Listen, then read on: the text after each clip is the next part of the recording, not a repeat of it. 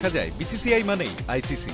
International ক্রিকেটে ভারত কিছুটা অতিরিক্ত সুবিধা আদায় করতে প্রায়ই যে দাদাগিরি দেখায়, ক্রিকেট ফ্যানরা সেটাকেই খানিকটা ব্যঙ্গ করে বলেন এমন কথা।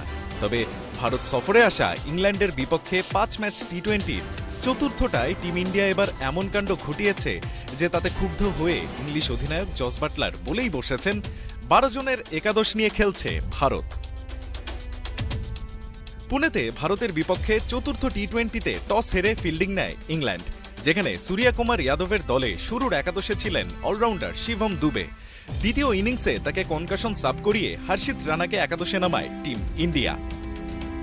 এ দুজন মিলে ইংল্যান্ডকে ভুগিয়েছে বেশ। ব্যাটিংয়ে ঝড় তুলেছিলেন দুবে, আর বোলিংয়ে রানার গতির ঝড়ে ২২ গজে খাবি খেয়েছে ইংলিশরা। এমনকি ম্যাচ সেরাও হন দুবে। কিন্তু তাতে সমস্যাটা কোথায়? এখানেই বুঝতে হবে কনকাশন সাব নিয়মের মারপ্যাচ, আর দাদাবাবুদের সাইড থেকে সেটা যাচ্ছে তাই ভাবে ব্যবহারের বিষয়। শিবম দুবে অলরাউন্ডার হলেও মিডিয়াম এই পেসার বল করেন অনিয়মিতভাবে, আর অনিয়মিত এক বোলারের জায়গায় ফুল টাইম পেসার রানাকে নেওয়াতেই আপত্তি ইংলিশদের। আইসিসির কনকাশন সাব নীতিমালায় বলা হয়েছে একজন ব্যাটারের কনকাশন সাব হিসেবে আরেকজন ব্যাটার, বোলারের বদলে আরেকজন বোলার এবং একজন অলরাউন্ডারের বদলে কনকাশন সাব হিসেবে নামানো যাবে আরেক অলরাউন্ডারকে। অথচ নিয়ম নীতিকে বুড়ো আঙুল দেখিয়ে খানিকটা গায়ের জোরেই যেন অলরাউন্ডারের বদলে একজন ফুল টাইম পেসার খেলিয়েছে টিম ইন্ডিয়া। ভারতের এমন কাণ্ডে ক্ষুব্ধ ইংলিশ অধিনায়ক জস বাটলার ম্যাচের পর কোনো রাগঢাক না রেখেই করেছেন কড়া সমালোচনা। এটা সঠিক রিপ্লেসমেন্ট ছিল না। আমি যখন খেলতে নামি ভাবছিলাম হর্ষিত কার পরিবর্তে খেলছে।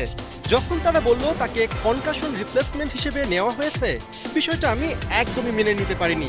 তারপর মজা করে জানিয়ে দিয়েছেন, সম্ভবত পরবর্তী ম্যাচে আমরা টসের সময় জানিয়ে দেব যে আমরা ১২ জন নিয়ে খেলছি। তবে আইসিসির আরেক ধারায় বলা হয়েছে কনকাশন সাবের বিষয়টি ম্যাচ রেফারি তদারকি করবেন। ম্যাচের পুরো সময়ে সেই সাব কোন ভূমিকায় আছেন আর যার পরিবর্তে নেমেছেন তার অবস্থান দলে কি ছিল। সেই সঙ্গে আইসিসির নিয়মে স্পষ্টভাবে জানানো হয়েছে ম্যাচ রেফারি যে সিদ্ধান্ত নেবেন সেটাই চূড়ান্ত।